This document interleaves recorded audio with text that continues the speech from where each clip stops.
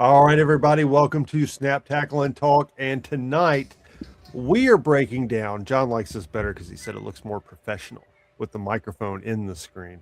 Tonight we're going to be breaking down. We're going to try to figure out exactly how we can make sure that the Dallas Cowboys come in fourth place in the division. That's our goal tonight. Break it down, they're calling the play. Good around debates, keep the night from the day. Some rise, some fall, on the charts they walk. But we'll keep tuning in to Snap, Tackle, and Talk.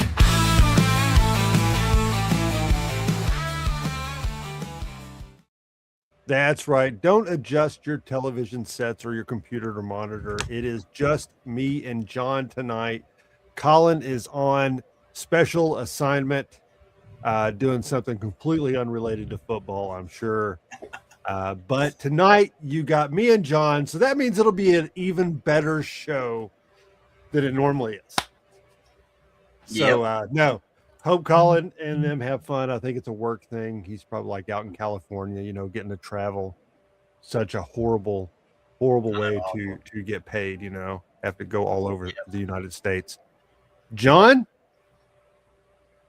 now or never more. I like the shirt. That's a pretty sweet shirt. Yes, sir. I like it. Thanks. So is that new or is that just? It's newer. I got it during last season. Yeah, I got it during. I got another one. I think it says Rise and Conquer. It's a black one. It's pretty cool too. I think I wore it on here a couple times. I can't remember. The Ravens have cool gear. I will give them that. Plus, you can play into the Edgar Allan Poe stuff, which is really cool. Oh yeah. But outside of that, how's your week been? What have you been into? It's been a week. I mean, as a parent of 3, which one of them's an adult now, so. But you're never done parenting, though. No, never done. As a parent of 3, by the time you work, do practices, have dinner, there's not a whole lot of day yet. So most of my day-to-day highlights are like when I finally get to lay down and like watch a TV show right before I go to bed. But I always enjoy the family outings, practices, and whatnots and what forth. It's a day-to-day thing, though. It's a grind, the parent grind. Yes, all too well.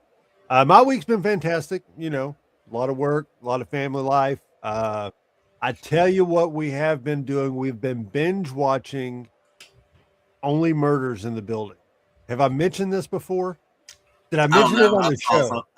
I've watched some of it. I can't remember if you mentioned it or not. Oh, so anyways, we're in season 4. And we just started like last week. So this has been one like I tried to get the entire season, squeezing it into a day or 2 days. We've been up till like 1:30 in the morning for, the past week, binging it. So, but it's fantastic.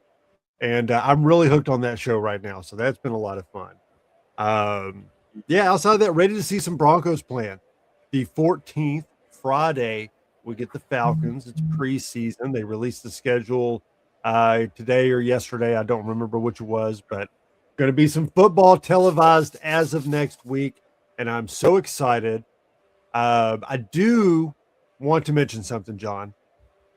So this is specifically for all the people watching on TikTok. I'm going to cut this part out of the episode and put this specifically on TikTok. We need to get to 1,000.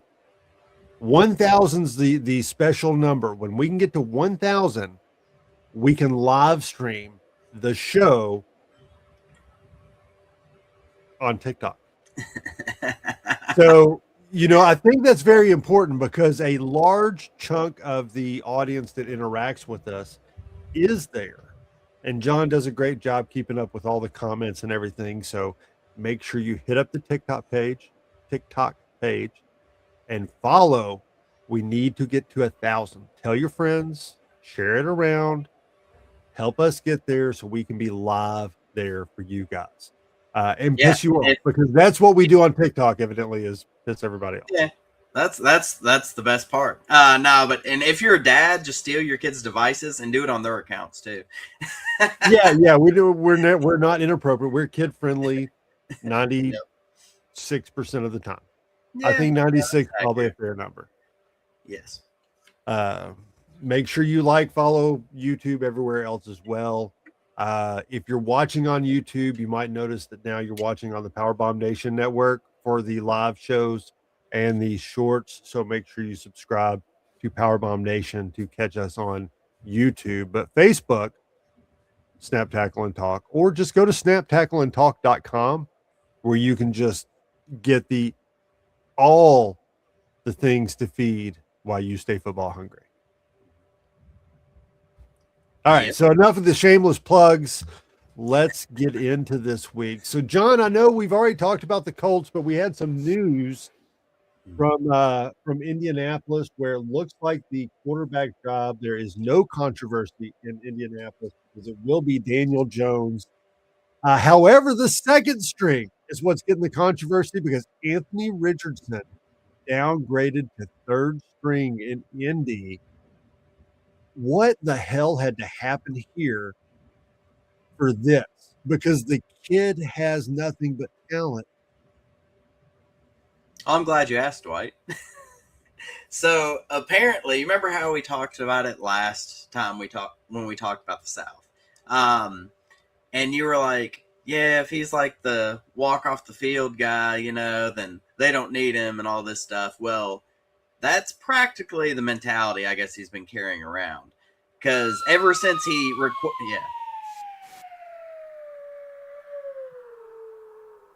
Still going lower. That's how low Anthony Richardson has been. But ever since he requested his trade, apparently he just has been unplugged for the most part.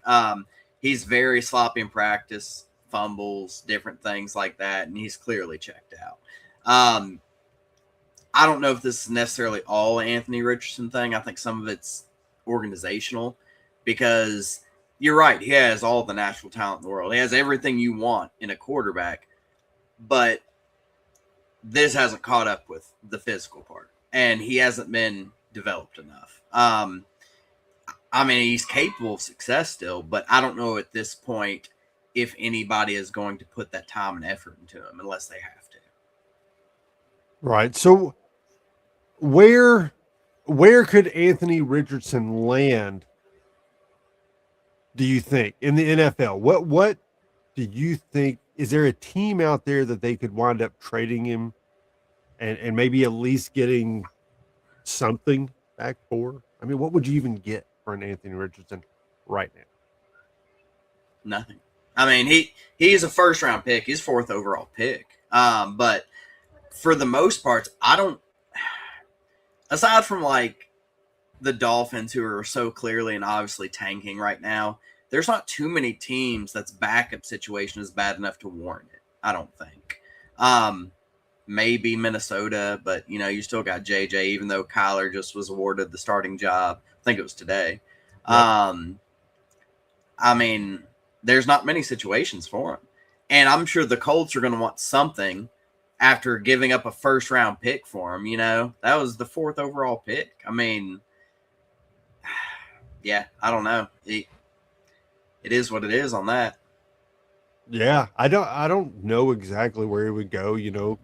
Maybe somebody late in the season might need some help somewhere. Anthony Richardson might be a success story for the UFL. Could be. If he leaves the NFL, maybe he could have the comeback story going back to the UFL, what's kind of looks to be like a developmental league for the NFL, the way everything a lot of players pulled up from the UFL this year. So It's definitely a way back in to the NFL if you're a player who had trouble the first go round. So you want him on the Kings, is what you're saying? Nope. We're good. We're good. No, our quarterback's just fine. He didn't go to the NFL, though we did put 9 players off the Kings are now officially on rosters. 2 receivers in Detroit, a receiver, Winstead, went to Pittsburgh. He'll have a monster year. Rodgers will like throwing to him. So that's going to be very interesting to watch. Cam Gill, the defensive player of the year in the UFL, he's on the Carolina Panthers. Brown, the kicker of the year, went to the Saints. So yeah, Louisville's going to completely reload for next year, but it'll be fun watching some of these other games and getting to root for some of the receivers and stuff out there. Did you hear that, Dwight? When I said the Saints were going to win the division, y'all laughed at me. All right, give me one second. I'll be right back. All right. Dwight Couch signing off. All right, what other storylines do we got? Let's see here. Dwight just left me to host.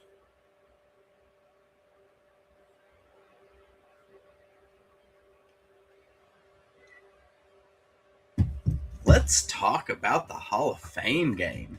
I was actually kind of impressed with both quarterbacks a little bit. It was the Carolina Panthers and the Arizona Cardinals.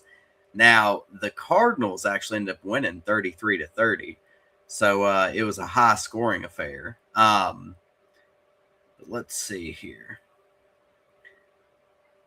Hayes King for Carolina, 21 of 34, 180 passing yards, 2 passing touchdowns, 0 interceptions, had 3 carries for 39 rushing yards, 1 rushing touchdown, and that is including the game winner.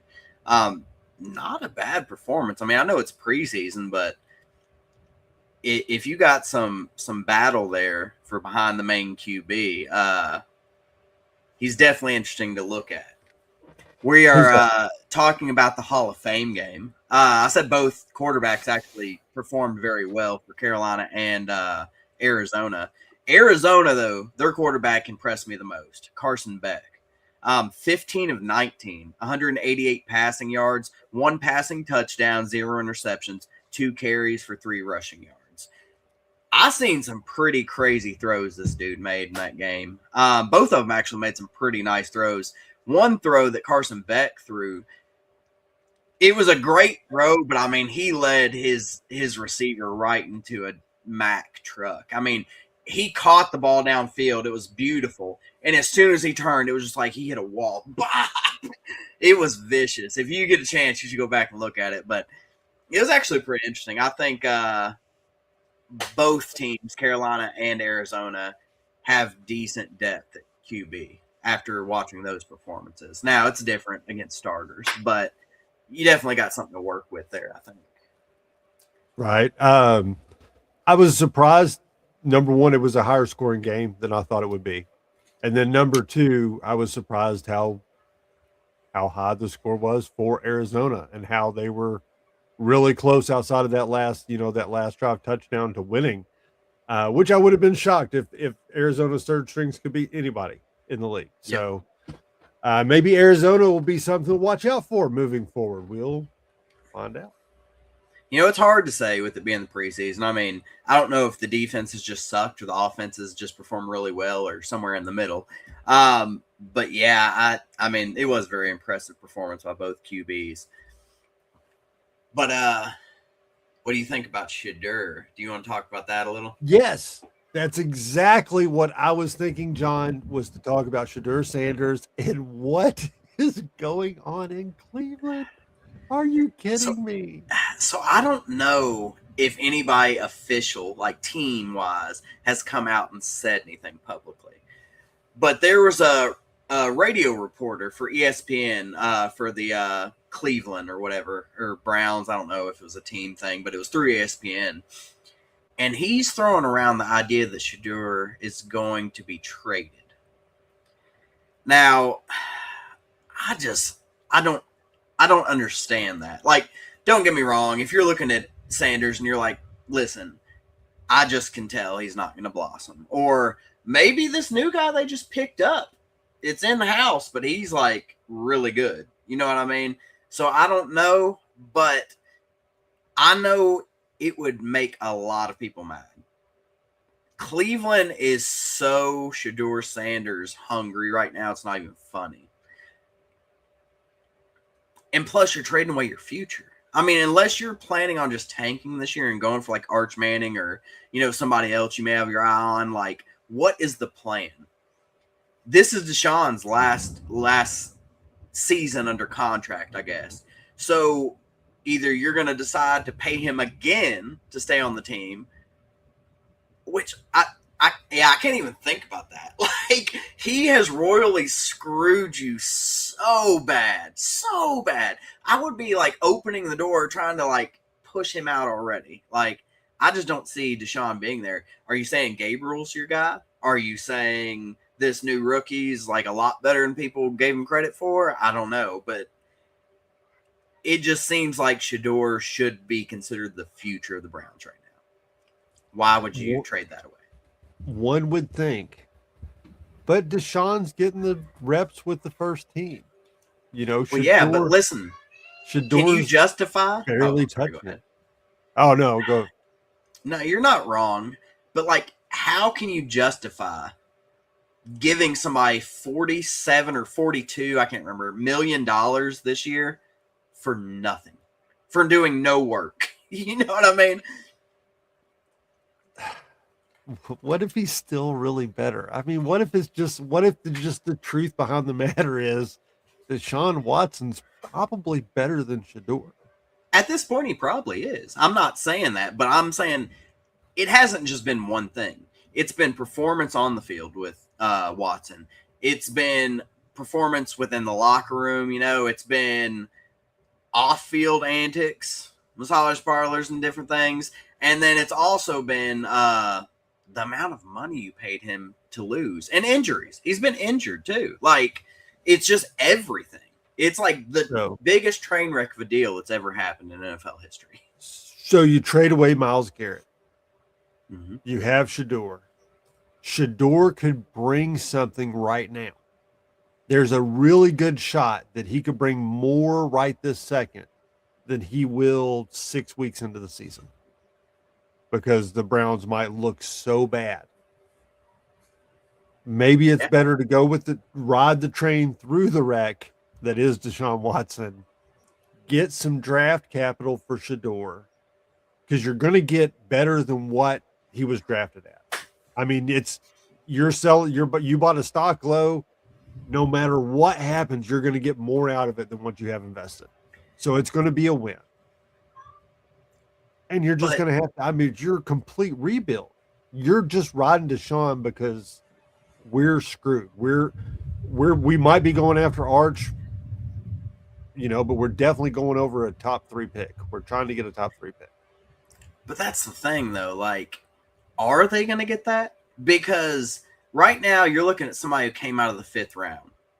He hasn't shown on film at the NFL level. I mean, maybe flashes here and there, but he hasn't shown that he's worth, like, some guys get drafted, like Tom Brady, 7th round. But as people started watching him, they're like, that's first-round talent. You know what I mean? We haven't seen that with Sanders yet in the NFL level. You know what I mean? So, like, I kind of look at it like I look at Anthony Richardson. Like, who needs him that bad right now? You know what I mean? There's nobody I can think of that needs him. And if the team's just that bad, they're probably trying to tank anyways and do their own rebuild. So, and Cleveland's not that bad. I mean, I know they lost Myles Garrett, but their defense is still really good. And Jared Verse is a really good player. Like, they won't be as good without Garrett, but I guarantee they're going to be at least middle of the pack, if not top half, defensively. But they're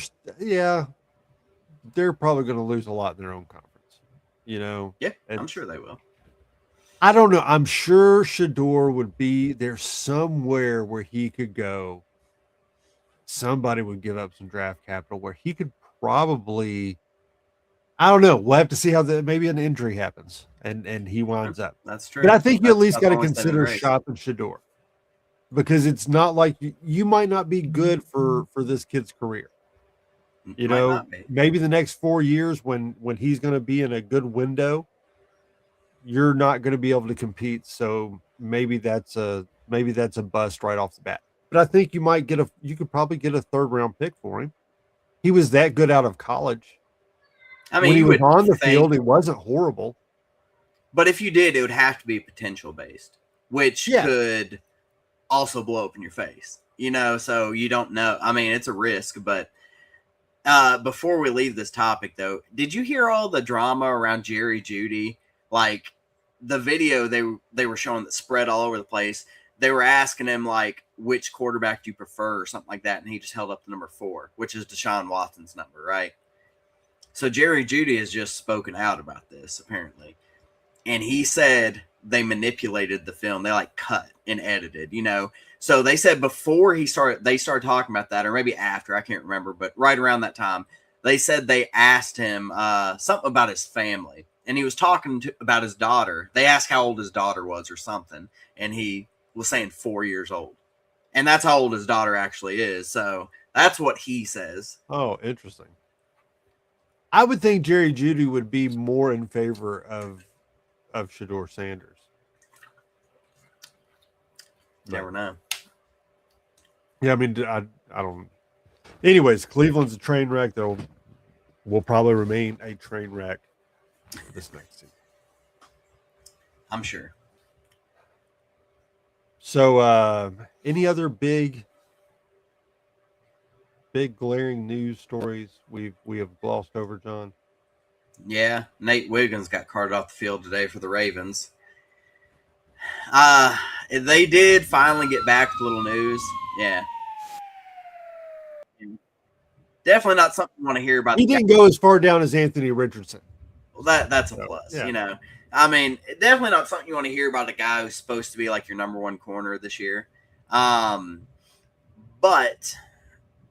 we did get a tidbit of news. Apparently, it was a knee injury.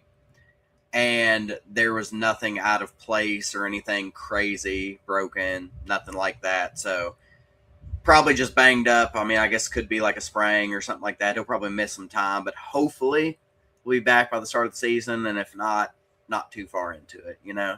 But with a new system, this training camp is like invaluable. You know what I mean? So it is going to suck missing out.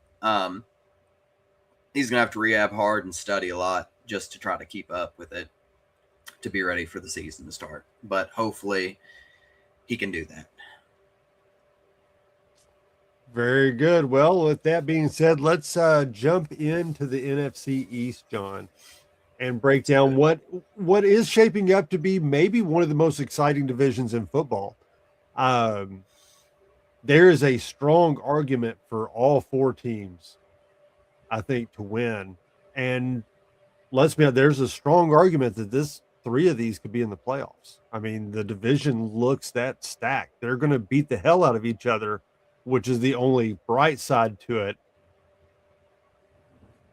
Anywhere in particular you want to start? We got 4 great places. So, in my opinion, there's going to be 2 teams battling for first in the division and 2 teams battling for last in the division. It's really weird because at least a couple of these teams have very high ceilings, but also very low floors. So there's a vast range of outcomes you could get with a couple of these teams, and that's why I'm playing them safe and putting them at the bottom. Should we start bottom or top? What do you think? Or ideally? Well, let's start from the bottom. Okay. Well, I don't know if you'll agree or not, but I'm going to start with the Commanders. Now, this is where it gets crazy. The Commanders are one of those 2 teams I was talking about that have a really high ceiling and a really low floor. So, Commanders fans, I'm not damning the Commanders to finish 4th in the division. That's just based on my gut feeling how it's most likely to play out. Jaden Daniels, we're all hoping, reverts back to what he was in his rookie year. You know, he just had that touch, that accuracy. You know, he had that mobility enough to – it's kind of like Patrick Mahomes. You know, he's not like Lamar Jackson crazy, but, like, he can get out of the pocket and make magic happen pretty much. And then Terry. Terry's a year removed from all that holdout stuff. He had an injury, you know, all that stuff. But he's back. He's good. There's no drama. He's focusing in camp, you know. And also, I mean, they've gotten other weapons too. Like, their offense is stronger. Their defense is stronger as well, but it's still not where I'd want it to be. That's definitely the weaker of the 2 units. I do like their additions, their draft. I think it was it Sonny Styles who went to the Commanders, or was that the Giants? No, it was Sonny Styles. Okay, Sonny Styles. Great player. But on the same side of that, you got to also look over and think, okay, well, maybe Jaden Daniels just had an awesome rookie season. We only got to see one amazing season from Jaden Daniels. We don't know what we're going to get. We don't know if he can play to that level again or not that he did his rookie season. We'll have to see. I think this year will be a big indicator of that. Terry, he's another year older. He's not getting any younger. You know what I mean? He does have a little more help now, I feel, weapons-wise. But who's to say he performs the way we're all accustomed to? I think it's the safer bet, if I were a betting man, to bet the Commanders finishing last this year. But either way, I don't foresee them finishing higher than third because the top two teams, I think, have a much lower floor than my bottom two teams. I tell you, I could easily see the Commanders being the fourth team in this division. If you look at all of them, I think they're the ones to look at the easiest and say, hey, they're going to be there primarily based on what happened. Yeah. I don't know. If he plays 3/4 of what he played that first year and can stay healthy all season, Commanders, with the addition of Stephon Diggs, I think that brings out a lot. Terry will be, it gives somebody for both of them will be more open with Terry there, and then you got Diggs there. Yeah, they're both older, but man, you seen what Diggs was able to do in New England. Yeah. Maybe it opens up really good for him with the Commanders. Like I said, he's got to stay healthy. Here's the problem with the Commanders in this division is even though none of these teams have a hard schedule, they have the worst schedule. They are the 16th hardest schedule, and they have the hardest schedule of all the four teams in the division. And that might be ultimately what keeps them from being able to do anything this year. The fact that they're going to have to play Dallas twice, Philly twice. And we'll speak about the Giants, but they still got to play the Giants twice. Those are 6 games that the Commanders by the end of the year could be look back and look at 6 losses right there in their own division. Bless you. Thank you. So the biggest thing, honestly, that scares me for the Commanders, and honestly Jaden Daniels too, is that offensive line isn't stacked by any means. And arguably their best lineman, Laramie Tunsil, I think he's going to be out for a while, miss some time. He had surgery on a torn tricep or something like that. But protection's key for Daniels, especially after the season he had last year. He had injury himself. You need to give him time to get comfortable in the pocket. And if they can't do that, I'm afraid it will look closer to similar than it did, or closer to more similar than it as it did last year. Good Lord, I can't talk. All right. Well, let's move up one spot. So if the Commanders have the 16th hardest schedule in the NFL, the New York Giants have the 17th hardest schedule. The good news for Giants fans, you got Jackson Dart, Scadabo's back, you got Harbaugh, you've brought in Malik Neighbors is coming back. You have a lot of really good things. I mean, people are already saying that this is, a lot of people are saying the Giants are going to be in the playoffs. I don't know that Scadabo and Dart can stay healthy for a full season because the way they play. These are two very young, reckless guys, that'll probably run through walls for Harbaugh. And this could be a situation that this team's only go as far as injuries let them go before ultimately they fall. I don't know, John. What do you think? You're familiar with Harbaugh. What is going to happen with the Giants this year? This is more of my dark horse team. It's very possible that they somehow find a way to make the playoffs if they hit their ceiling. I still don't think they finish higher than third in the division. I think the Eagles and Cowboys are too good. However, Dart played some impressive games, had some very impressive reps. Scatabo is a maniac, and if he runs that hard, just plays a little more smart, he might be very dangerous. The biggest thing that Giants fans have to be so pumped for is it looks like Malik Neighbors is coming back. If you guys can get Darius Slayton and Malik Neighbors healthy and out there, that's huge. You also got some pretty awesome weapons, I'm not going to lie. You got Isaiah Likely from the Ravens. You got Patrick Ricard from the Ravens, and that's just like offensively. You know what I mean? You also got some defensive weapons that came from the Ravens, and it's going to help. I think, if I'm not mistaken, it was the Giants defense that was the number 32 rush defense last year. Do you have time to fact check me, Dwight? I don't want to put out misinformation, but I'm pretty sure it was the Giants. Either way, their run defense wasn't good. But really, they have decent players. They don't have bad defensive play per se. They just couldn't stop the run last year. Was I wrong or right? Dang it. 31st. Oh my gosh. All swing and a miss. I didn't have many better times to use that buzzer, so I wanted to get the wrong buzzer one. Turns out it was like the wrong thing you're reading, and it no, but either way, their run defense was butt. You know what I mean? Gave up 2,470 yards. Yeah, that's crazy. And I think John Harbaugh cleans a lot of that up. John Harbaugh is big on running the ball and stopping the run. He's old school like that, battle in the trenches type of deal.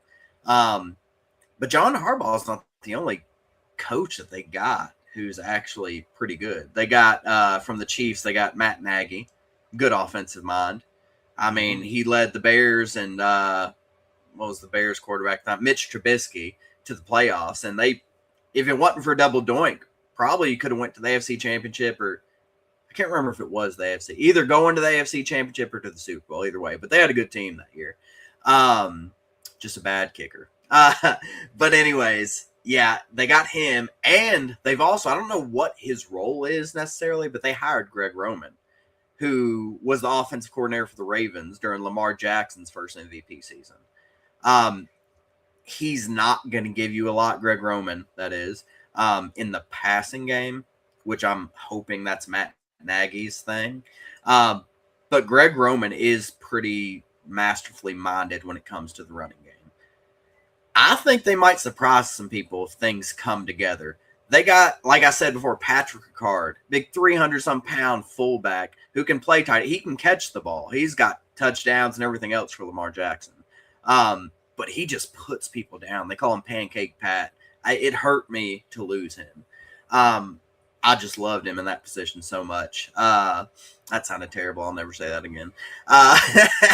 But yeah, if they hit their ceiling and they stay healthy, I think the Giants could shock a lot of people. So that's my take on it. Very good. Let's go a little south and head to Philly. Philly has the 23rd hardest overall schedule in the NFL. You would think for a team that's so talented at so many positions and always such a contender that this is kind of a no-brainer for them to wind up with this back in the playoffs and in a hunt for a Super Bowl. The winning percentage of their opponents is below 50. So they're set up well as far as their schedule goes.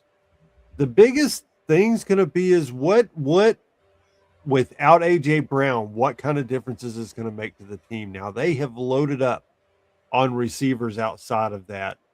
But is AJ Brown, was he any kind of glue, or are they going to be better off without AJ Brown, John? I think it can be both. I think in the headspace they'll be better mentally because that distraction, that negative energy has gone out of the building. But, I know Devontae Smith is a great receiver, and I have no doubt that he can be a number one. But they're already talking about not starting off with Lemon. Is it Malachi or Malik Lemon? Something. Lemon, their receiver they drafted. Makai. Dang, I was right in between. But anyways, they're talking about him not even starting. He's going to have to really pretty soon solidify himself as the number 2 receiver if their offense is going to succeed. Their defense, let me start off by saying it's fine. I think they're going to have one of the better defenses in the NFL this year. They're pretty loaded on defense, and I like a lot of their players.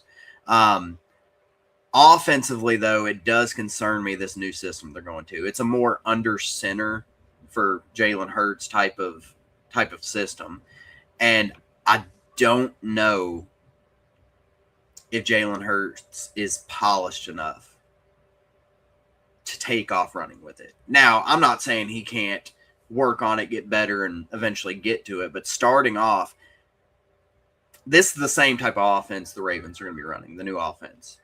Very similar. The only difference is I have more faith in Lamar to take off running with it. No pun intended. Than I do Jalen Hurts. And I know Jalen Hurts' potential. I watched him outplay Patrick Mahomes in the Super Bowl. I'm not one of those people who are going to sit up here and rip on Jalen Hurts. I just don't know if he's there in his game yet. It may take him a little while to ramp up to get there. I have no doubt Saquon's going to be good. They have a very solid offensive line too. So first and foremost, you're going to have to worry about Saquon running the ball down your throat. And that's every team they play. I do see room for error if this new system doesn't catch on as quickly as they're hoping it will. That's the only reason I would have them finishing second in this division. It could go either way between them and the Cowboys, in my opinion. I think it's going to come down to defense. I think Philly has the best defense in the division. So I really think that's what's going to wind up winning this for them. I think it will take Jalen Hurts a little while to get the offense down, get familiar with the new receivers. He really relied on AJ Brown and the rapport they had. So we'll see how quickly that matches up here. But if it doesn't, he's going to be very one-dimensional. They can stack the box against Saquon, and it'll be strictly their defense that will pull out of a lot of games for them. So I like Philly in the division, and I tell you who I don't like. I don't like the Cowboys. Never have, never will. End of story. But, man, they got the 20th hardest schedule in the NFL. They got a cakewalk. It's a super easy schedule. Plus, they're loaded. I mean, this is a team that's going to run for Philly. You said that these two were the best two in the teams. I 100% agree. Dak Prescott's coming off 30 touchdowns, over 4,500 yards last year, which is amazing. He's got Pickens and he's got Lamb, two great receivers. They're definitely going to be able to spread the field. They've got defensive coordinator Christian Parker he is their new defensive coordinator. They had a horrible defense last year, so they've looked to turn that around. John, what do you think about the Dallas Cowboys? I think this is going to be the division winner. And like I said, I wouldn't be shocked if Philadelphia won it. I don't think Philadelphia is just an inferior team or anything like that. And honestly, if we were speaking on the playoffs here, I would trust Philadelphia more. I don't like the Cowboys. I've never been a Cowboys fan, never really cared much for the Cowboys at all. But I'm also not going to sit up here and lie to everybody who might be watching this. Their offense is loaded. They've got great receivers. They've got a good offensive line. Dak Prescott does not get enough credit. He is an exceptional quarterback. I wouldn't put him with the elite guys, but he is right there, step under. Their defense was the question last year. Their defense, they were also very bad run defense. Not quite as bad as the Giants, I don't think. But I expect that to be better this year. They've acquired some more pieces, and I think their defense is going to look nice. I am super excited to see Caleb Downs. I'm not super excited about where he went, but he is like a Kyle Hamilton type of player. He is a pocket or a utility knife. You know what I mean? Like, he can play multiple positions. He is a huge weapon in the backfield. And I hope he's not one of those players who you knew he was going to be great coming out of college and he ends up being a bust, because this kid's potential is limitless. He is going to be a really good player for them defensively. And if they can lock it down in that secondary or whatever he's doing, that just makes it easier for the front end to handle their business, not to mention if they're dropping him down and maybe even a linebacker type role. I mean, he can stop the run himself. I just think it is more likely that superior offense succeeds. It's funny, though, because I always have been saying the past 2 seasons that Dallas and Cincinnati are like opposite versions of each other. AFC, NFC. Stacked offenses. Those might be the 2 best offenses, on paper at least. And defenses are just not up to par. The 2 reasons, which I know we ain't to that division yet, I'm obviously going to pick the Ravens to win the AFC North.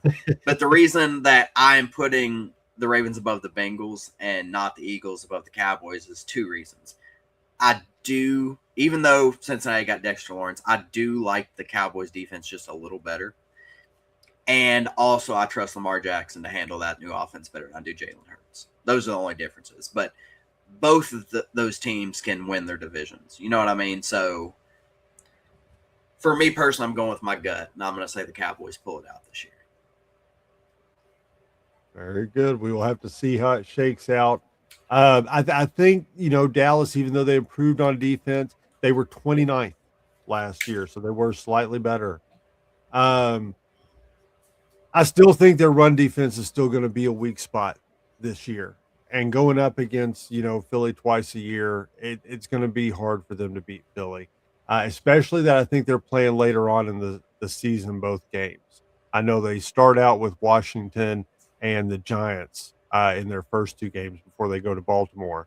But I think both the Philly games are on kind of the back half of their schedule, which could be very costly come playoff time. It should be exciting. This should be a great division, because when it comes down to those last few weeks and all 4 of these teams 2 of the teams are battling out, the 2 on the bottom are going to be ready to step up and take their punch, because at no time do the Washington Commanders ever let up on the Dallas Cowboys when they're playing, even if they were winless. I would, the Commanders will still want to get in there and give a black eye to the Cowboys, much like most of America, I think, feels that way. Dwight, can you look one more thing up for me? Yeah. What was the Eagles' offense ranked last year? And on a side note, while you're looking that up, it's funny because the Giants, actually, when they were more healthy, they put a whooping on the Eagles and the Chargers last year. So that's the potential I see. 24th. Okay, so with A.J. Brown and the offensive coordinator that they were 24th in yards per game. Hold on. Oh. Yeah, 24th in yards per game and 19th. Overall? No, 19th in points per game.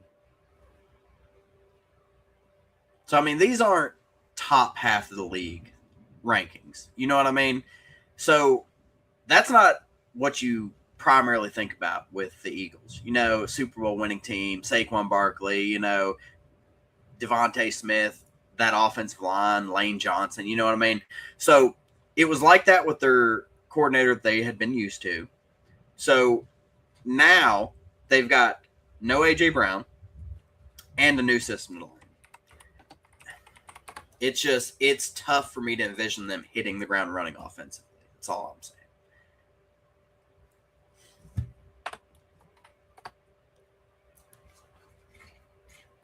All right. Well, I think that about wraps up everything we need to talk about in the NFC East.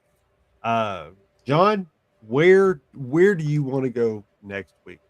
I mean, obviously we're saving 2 AFCs for the last couple right before the season starts. So that leaves the West and the North out for the AFC. So we got the NFC West and the NFC North. Both of them should be pretty interesting talks. Yes. Really, honestly, I think all the NFC divisions are going to be interesting.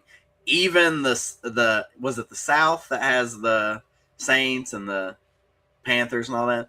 Even that, just to see, kind of who comes out on top in that division, But, I mean, I'm fine with either one of those. You want to do the West with the Rams and all them?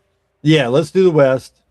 Okay. So next week we'll talk about the NFC West, the Rams, the Seahawks, the Cards, and the Niners. We will see if, hopefully between now and then, nobody else No gets more hurt injuries on the 49ers. Coaches included, staff members. So, yeah, I think we've broke it down. Let's wait and see. Cowboys, you know what will happen, John? Cowboys and the Eagles will both fall off, and it'll be the Commanders and the Giants battling out. That'd be crazy. And then Collin can say, well, that's what I would have said if I was going to pick. I'm sure. Yeah. He can do that now that he misses episodes. He can just be like, I would have totally picked the Commanders to win the division. What's wrong with y'all? I sent you a text. I don't know why it didn't come through. I was telling you that I wanted the Giants. This dumb phone. Gosh. All right. Well, that wraps us up for this week. So tune in next week. Again, NFC West. We'll be breaking that down for you. So until then, stay football hungry. And get some.